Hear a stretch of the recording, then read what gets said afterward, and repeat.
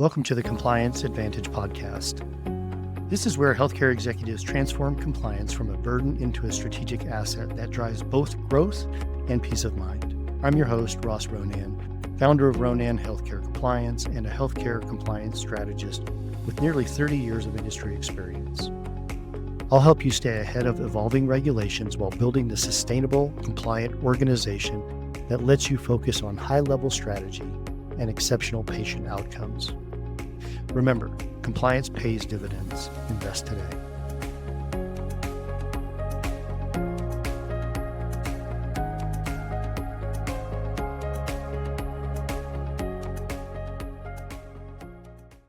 Welcome to the Compliance Advantage. Today we have a great guest, Jerry Chang, who is Managing Director and Partner of Stout. Jerry, thanks for joining us today. I'm happy to be here, Ross.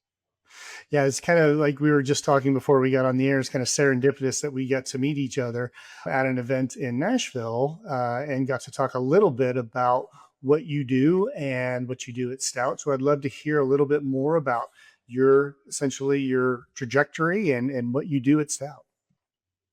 Sure. Well, I'm a managing director and partner at Stout. I'm based out of the Atlanta office, Ross, and I've been doing pretty much the same thing for about 30 years now. I focus on valuation and financial advisory, primarily in the healthcare industry. So think about providers and payers. I don't really do a lot in the life sciences area, but most of the work that I do in terms of valuation and financial advisory relates to hospitals, health systems, medical groups, surgery centers, dialysis centers, these types of service organizations. Yeah, and I need to correct myself because not the first time we met in Nashville. It was the second time we met. We were a part of a deal back in the day, an issue that we had to work on where I think unbeknownst to either one of us, we were kind of collaborating with each other to help support a client and an action that they were defending. So we did get to meet back then, and we just got reintroduced in Nashville. Yeah, it's funny, Ross, in Nashville, I remember seeing your name and thinking, where have I heard that name before? And, I'm getting old, so I had to kind of go through my memory banks and I'm like, oh, it's that matter that we worked on, that we were actually on the same side of the table, but you had a different aspect of the scope of work. And I had, of course, the valuation scope of work. Yeah, I did. Collectively, I think it worked great. And it's really nice to know that there are partnerships out there that may not have been intended, but actually worked out and for the better for the advantage of this client to be able to pull through on their issue. You have a very fulsome position and always like to talk about leaders. And before we get into any of the compliance advantage pieces of it, what got you to where you're at? I mean, you're a managing partner. I mean, you're managing director and partner of Stout. That's a huge, position for you, doing lots of great things at Stout. Any books, mentors, or philosophies that really resonate with you so that anybody who's listening and trying to be in that leadership realm can really take from it and go, this is how I get to be here, or this is what I always like to hear these kind of things because I always go out and read them because I think everybody has a great perspective on them.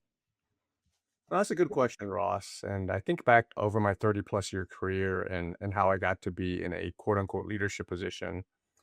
And I'll be honest, when I first started in this industry, I thought leadership was all about titles and power and getting to that point where I can tell other people what to do. But really it's flipped. As I learned more about effective leadership and being informed by things like, for instance, my Christian faith, just learning about concepts like servant leadership, and understanding that true leaders, really lead not by power or influence as far as, coercion or fear. It's more about inspiring people. It's more about serving people.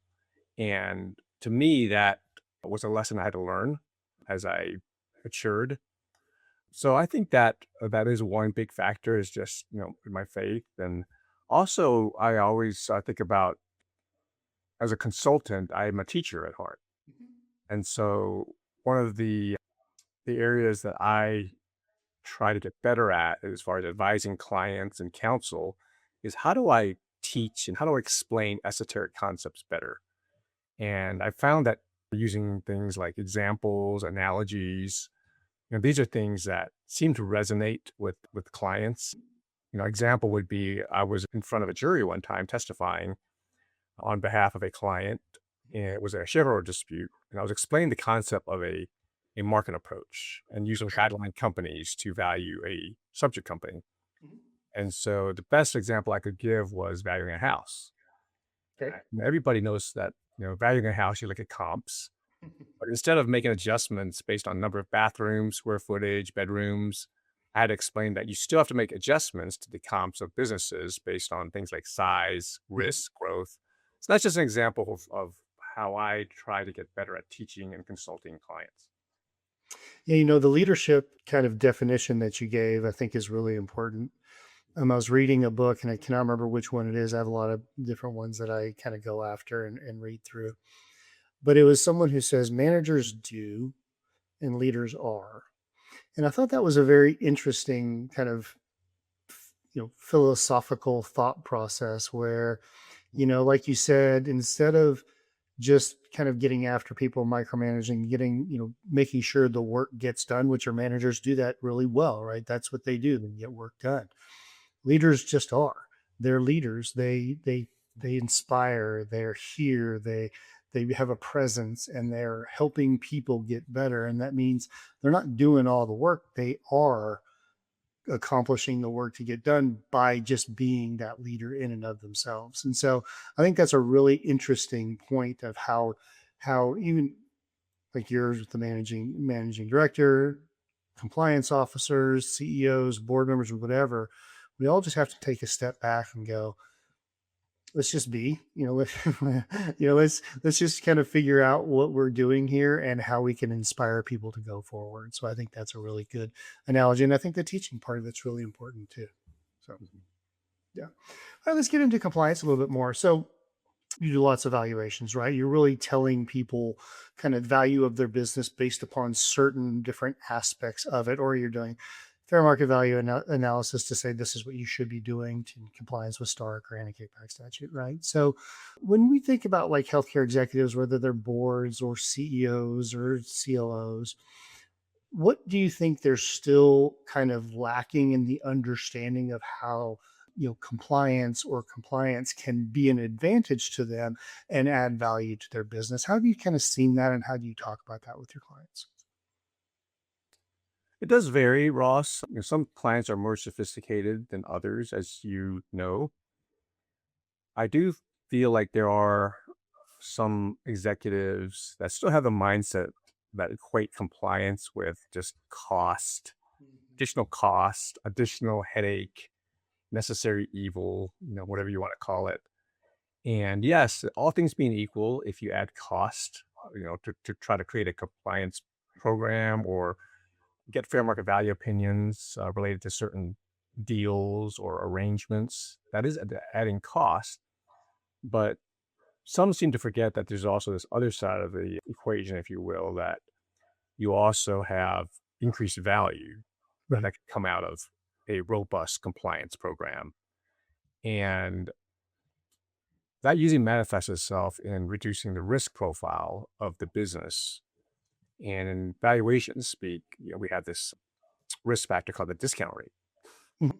Or you could actually adjust the multiple higher or lower depending on the perceived risk. And so if you can reduce the risk perception of a business through a robust compliance program, it can actually increase the value of your business as well. Yeah, I don't know if you've ever heard this before, but it was a deputy, I think, Attorney General McNulty said, "You think compliance is expensive? Try non-compliance." Right. And I think that's the epitome of what you're saying is, you think of it as a cost center, which it is. I mean, everything in business is a cost center, right? We get that. But you know, imagine having the non-compliance effect in your world, right? You're doing valuations. How do you see that when it's looking at it to go, you know, are we measuring value or protecting, recovering value? How does it show up in each one of those? Because thinking of it as a cost center and not thinking of the ROI on it, and no one likes to talk about compliance and ROI, but there's a huge piece of it, because non-compliance means not having a program, not knowing what you don't know. And Right. when you're doing those evaluations, how do you see that, and how does it show up differently in each one of those, like measuring, protecting, recovering, all of those things?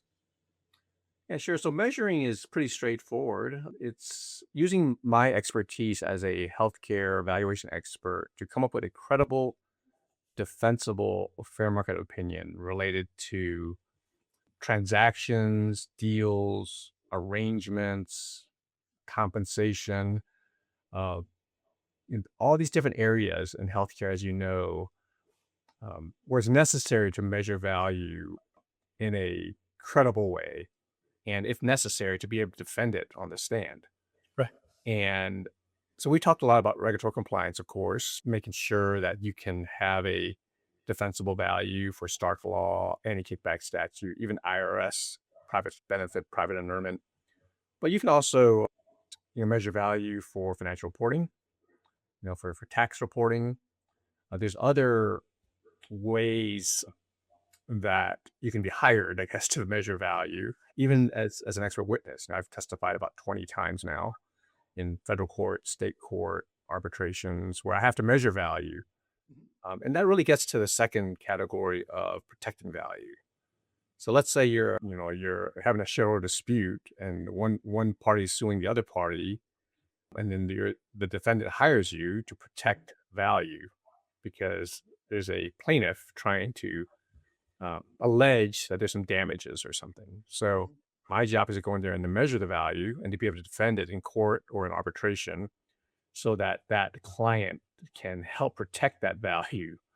But also protecting value in terms of Stark and a kickback statute, because as you know, if a healthcare entity is, let's say, found guilty of violating Stark law, a kickback statute, private benefit, private inurement, IRS laws, that could result in hefty monetary penalties.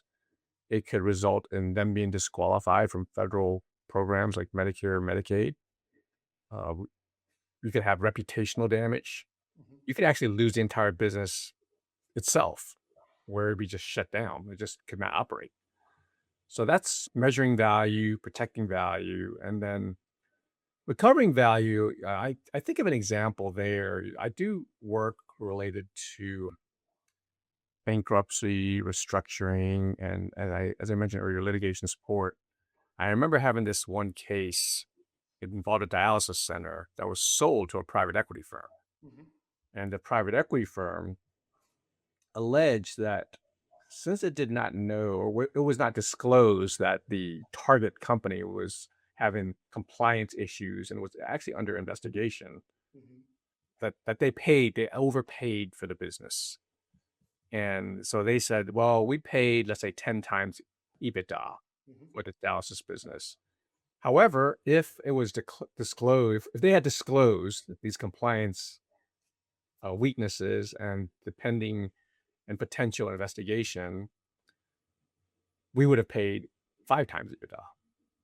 And so I was brought in as an expert to value the business and assume that if a hypothetical buyer knew that there was a compliance issue with this dialysis business, that they would have paid less. So that's an example of a client seeking to recover value and using a valuation expert to help support their case. So let's dig into that a little bit more, because I think what's really important is kind of how you see that valuation occurring and measuring value, protecting, and recovering value. And on the people who are listening who are saying, okay, yeah, I really want to prevent those things from happening, right? The perfect example is what you just said with the dialysis firm. I want 10x. I don't want 5x. And you should have had 10x. What do you see in these companies? Are you looking to see whether or not they have this active compliance program? Because there's two things there, right? And I want to kind of clarify that a little bit. Just because you have these things let's just take your dialysis center example, right? Just because you have these things out there doesn't necessarily mean that it is worth 5x, right? Or 5x versus 10x, right? It just means, hey, you have these issues, and it's about how you manage it and mitigate it, that that creates value or reduction in value, right? And the fact that you don't tell them at all is a huge reduction, because it means you don't know what you don't know, right? So when you think about that and you're doing these valuations, or you're testifying in court, or you're on a due diligence call and you're trying to understand what's going on, what do you recommend for these different businesses and groups that are going through this to have in place before they even get to this point, so that they don't have a diminished value? Yeah, that's a good question, Ross. As a valuation expert, I often come in and at doing due diligence on the valuation, I'm asking questions like what sort of protocols and policies and processes do you have in place? Uh, let's say to get a valuation, let's say to get an independent valuation from a firm like Stout. Do you even have a policy? And that's just part of the process. It's just having policies on when to obtain an independent fair market valuation and from what firms. Are they, is there a list of qualified firms? Do you just order one from your CPA who really doesn't understand anything about healthcare? And then also, what are your policies, procedures, and processes for refreshing the valuation or updating the valuation? Because I see too many clients, they understand to get the upfront valuation, but then they just put it in their file cabinet and they may never look at it for like 5 years. And so being able to have that management process of in my world, obtaining that fair market valuation, refreshing that fair market valuation, revisiting that fair market valuation, and also having the complete list of, let's say, contracts you have with physicians Mhm. and how robust is your organization as far as contracts, Right. and also just not only just how complete they are, but how current they are. If I see a valuation that was done 10 years ago and they're like, yeah, this is what's supporting our physician arrangement, then that's red flag. And I also want to mention this concept of commercial reasonableness. Fair market value is one thing. Commercial reasonableness is kind of a close cousin, Right. but it's really does the arrangement, even if it's at fair market value, does the arrangement or the deal or the transaction make economic business sense? Mhm. And a classic example you always hear is, let's say you're looking at a hospital and they have these medical directorships with physicians, let's say it's cardiologists.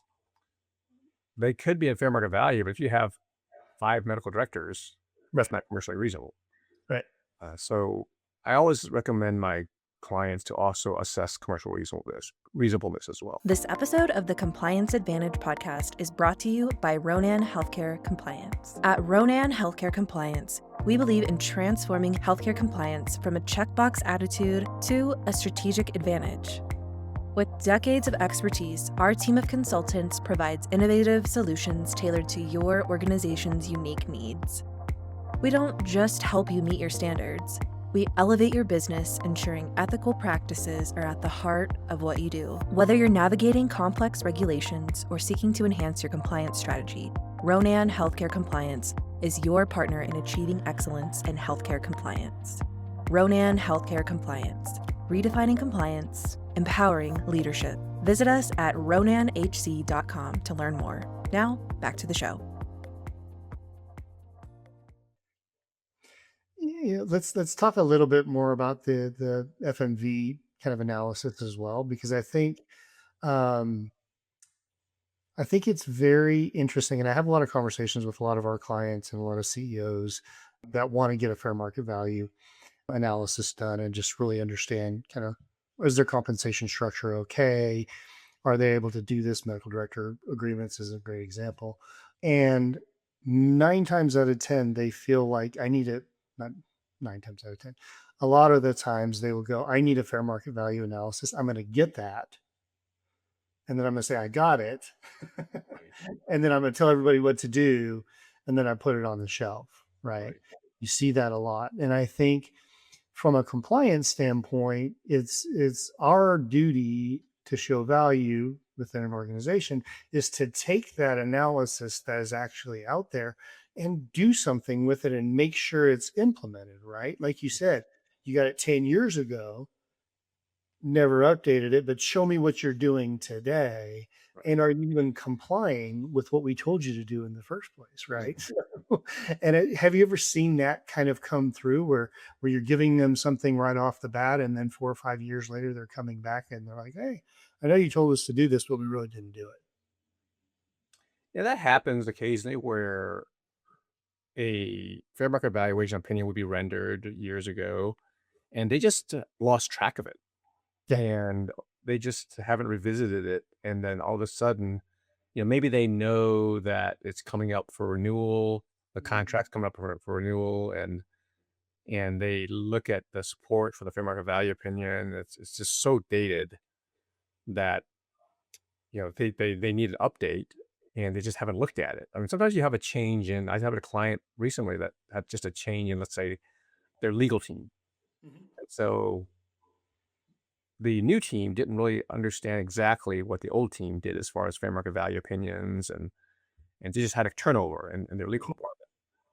And so that was another example of where it's so important to have these processes and procedures in place so that if you have this disruption, let's say in your compliance team or legal team, that it's easy to still understand what went on before and the inventory of arrangements.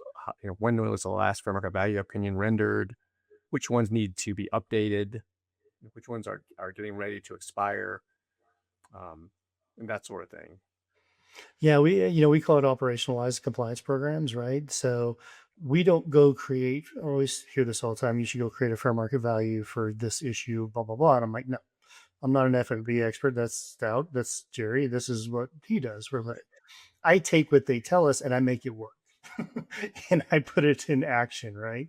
And that's our job there. And if you don't have that little kind of nuance there, it will just fall upon the wayside and sit in the shelf somewhere that needs to be dusted off. So That's right.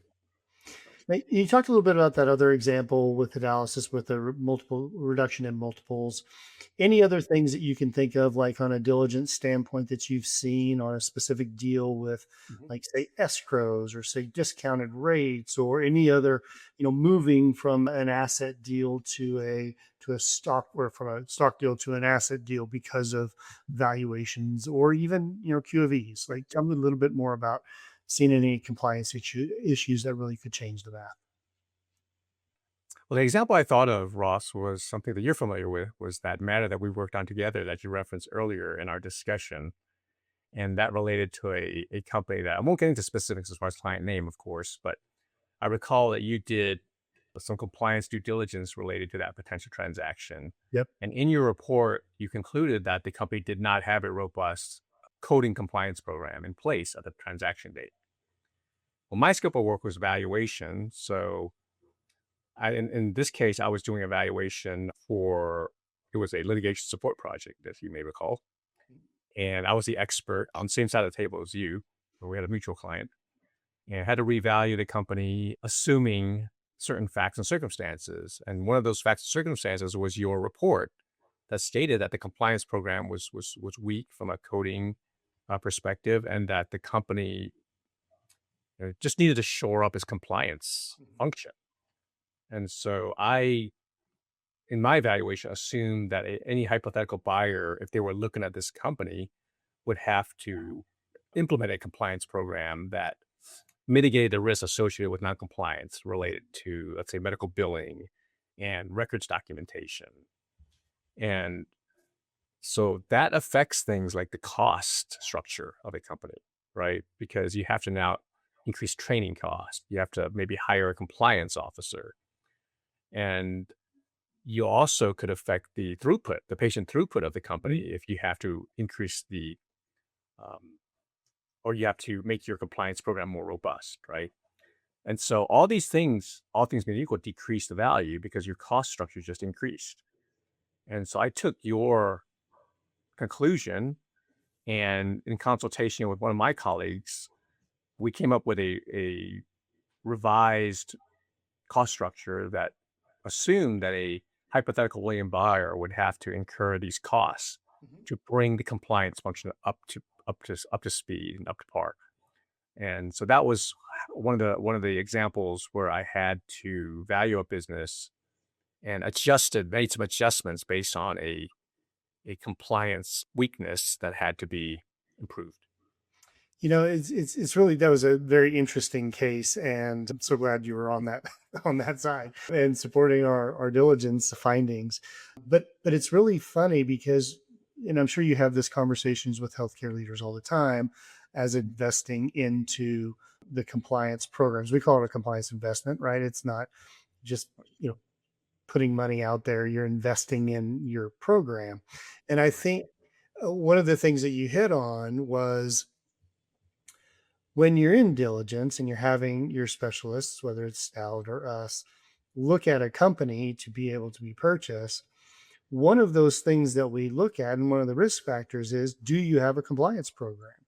And I think that valuation, like you just said, really plays a big portion into that, big part of that, because as a company, you're not going to sit there and go, A, you don't know what you don't know because you're not picking up rocks. You don't have a compliance program. You're not made to do it.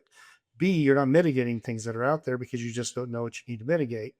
Right. And C, you haven't invested your dollars into this compliance program to be able to say, okay, this is where we're resourced enough to be able to do that. And honestly, we've been starting to put together in some of our proposals, just kind of a side by side analysis of potential clients to say, you know, here's what a company of your size should be spending for compliance Mhm. with surveys and things like that. Right. Not to kind of put them on the spot, just to say, 50% of your peers are spending 60%, they're spending 100, $200,000 more in compliance. So maybe you should think about that, right? So, and I think what you're talking about is really when you go in there and you're having that conversation with kind of business leaders on making that investment, you really do see that without that piece of it, without that preventative detection and mitigation aspect of compliance, you're really seeing it kind of make a big difference on the valuation. That's right. That's exactly right. It definitely has an effect on value. And a lot of executives, like I said earlier, they just, have the mindset that science is just cost. And they just think that the evaluation is just a necessary evil. And they don't understand that actually it does have a accretive effect on value. If you can demonstrate to any owner, potential investor, stakeholder that your compliance program is strong, because again, you're protecting against reputational harm, Right. possibly in the future, and you're also decreasing the risk perception. Your perception of risk is not just actual risk, it's perceived risk. It's true. So if there's a perception that you have a weak compliance program, investors are going to factor that into their valuation in the form of a higher discount rate, Right. maybe a lower multiple to account for that perceived risk. Yeah, and people are becoming more sophisticated day by day, and they understand because they've seen it. They've seen it happen to them in the past where something went sideways on them, Right. like you said, with this dialysis diligence, and like our other issue with those pieces of it that really did affect kind of what they bought or what they've actually invested in from that standpoint. Kind of from where you sit, from the bigger perspective, what is one thing healthcare leaders are just still underestimating the whole enterprise value from the big picture perspective? We talked a little bit about, escrows, and we talked about multiples in your business. Is there something, there's this one thing out there that you would just advise them to go, think about it this way? And we can always talk about the anecdotal stuff. Yeah, I think one thing that comes to mind is sometimes executives will feel like it's just a check the box thing, that as long as they get it done, and sometime during the process, they're covered. I I always recommend healthcare counsel engaging legal counsel as early as possible. If there's a complicated deal or there's a physician transaction that has potential risk of Stark law violation or any kickback, or even private benefit, private enrollment, IRS issues. Getting counsel early in the process and a valuation advisor early in the process can prevent future pain later. It can help actually the deal and the arrangement go smoother. It's what I call go slow to go fast. Make sure you engage counsel early in the process so that what are some of the landmines, some of the issues that may occur. I had a deal one time where there was a large hospital system that was looking to buy a big medical group. Okay. And during the due diligence process, they uncovered an arrangement between that hospital and the medical group that was very problematic. It just had any kickback violation written all over it. Right.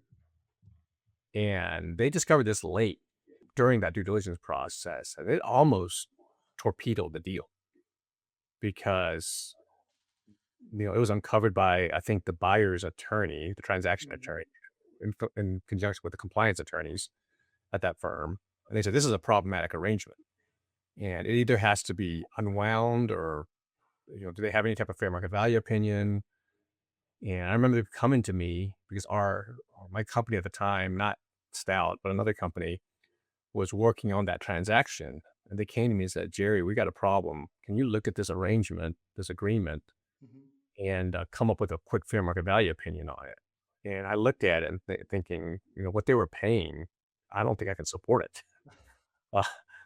And it became very stressful because, of course, they wanted the deal to go through. This was like the last stage, and this thing could hypothetically torpedo that deal.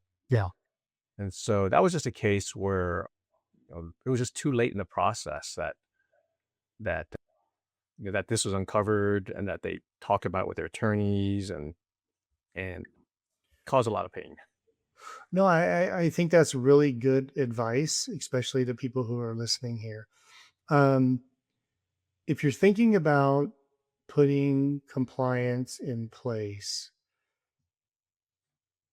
for something that's happening, you're probably a little bit too late already. Whether it, doing a compliance due diligence assessment, trying to find out whether the arrangements are good, whether you're trying to get ready for a deal like tomorrow or in the next, 3 or 4 months, you're probably already a little bit too late, right? You need to think about it now. And it's not, like you said, a check the box type of situation where it just goes into a shelf. I had this conversation with a potential client the other day. They're like, "Oh, we're checking the boxes." And I'm like, we don't talk like that here. Like, those are not words we use. We don't check the box on anything. But we're like, okay, yeah, you get it, you understand, and now you're actually being proactive in your investment so that you do create enterprise value. And I think that that's a great example of where, getting it in too late on a diligence side of the house, whether you're sell side or buy side, putting your compliance program in place or evaluating their compliance program, it could kill a deal like within seconds, move from a stock deal to an asset deal. And then it really becomes unattractive for the sellers that way. Right. And you mentioned sell side due diligence. That's something that, that I would recommend, especially for larger entities, to just go ahead and do some sell side compliance due diligence, because you may just cut off a lot of potential questions and potential concerns down the road if you've already got in front of it and you've made sure all your fair market value opinions are current. You've made sure that you've got that process in place, because when that potential investors, when they come looking at your practice or medical group for possible purchase or acquisition, they'll say, "Oh wow, they've already made sure that their compliance program was up to par, and that's one less thing we have to worry about, less perceived risk, probably higher multiple." Right. Right. Right. The way that I think about it is every $100,000 you don't spend, they're going to put it in your budget anyways. And then that's a 10 multiple on top of that. Yeah. So that's about $1 million if you're getting a 10 multiple on that you didn't do in the first place. And now they're going to reduce your either multiple or your purchase price by that because they're going to add it back anyways. So add it up front, show your benefits and your values, and maybe you get 10, 12%, 12 times your deal versus, 6 or 8 because they have to put more money in there, or it reduces your valuation or your dollars out. I kind of think about it in multiples of 10, right? Every $100,000 you spend could be a 10 times penalty to you for whatever reason. Right. So, well, Jerry, last question I have. This has been a great conversation. I love talking colleagues to colleagues where we can educate some people out there, what we do and how we do it and the effect that it might have. But we're a healthcare company. You guys dabble in healthcare as well. A lot of it, health is wealth. We take care of ourselves, both mind, body, and spirit. What do you do to take care of yourself? I know you talked a little bit about your faith, and that's great. What else are you doing on that standpoint? Yeah, you said it. I look at health holistically. Mhm. I look at it from the physical side. So I'm not a serious runner, but I run 5Ks, and I try to at least run, a couple times a week.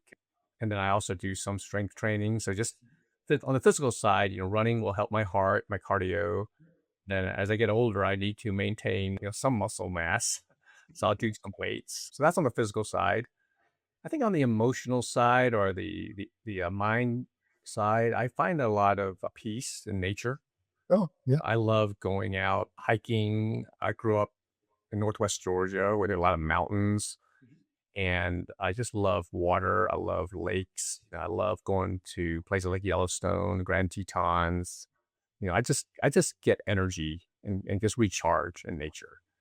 So occasionally I'll just take my car and go up to North Georgia mountains, and sometimes by myself, and just stop at some parks and go hiking. And then spiritual, like you said, faith is important to me. I think that, having a higher calling, a higher, sort of a higher being, it definitely grounds you and keeps you humble and keeps you from thinking too temporal. Yep. Because I don't know if I have an MBA, but I also have a theology degree Oh, okay. from the Nice. Dallas Theological Seminary, Okay. and I graduated there from. I was in the part-time program because I was working full-time. I graduated there last December. And so, that's another thing that really got my mind off of, work and to be able to just feed my spiritual side as well. Yeah, all of those pieces and nature's a great one. We always talk about grounding, getting out there and grounding and feeling nature. And I think that's a great way to recenter with the things that are bigger than you. So, That's right. well, Jerry, thank you so much for spending time with me today. I can't thank you enough, and I look forward to working with you in the future. So thank you so much for joining us. Oh, it's my pleasure. And thanks for having me on. This is a great podcast series. And I'm just excited I was able to participate. Great. Thank you so much. All right. Thank you for listening to today's episode of the Compliance Advantage podcast. If you enjoyed it, please rate, review, and share this episode with someone who might benefit from it. Don't forget to visit us at ronanhc.com for more resources and connect with us on social media for the latest updates. And remember, compliance pays dividends. Invest today.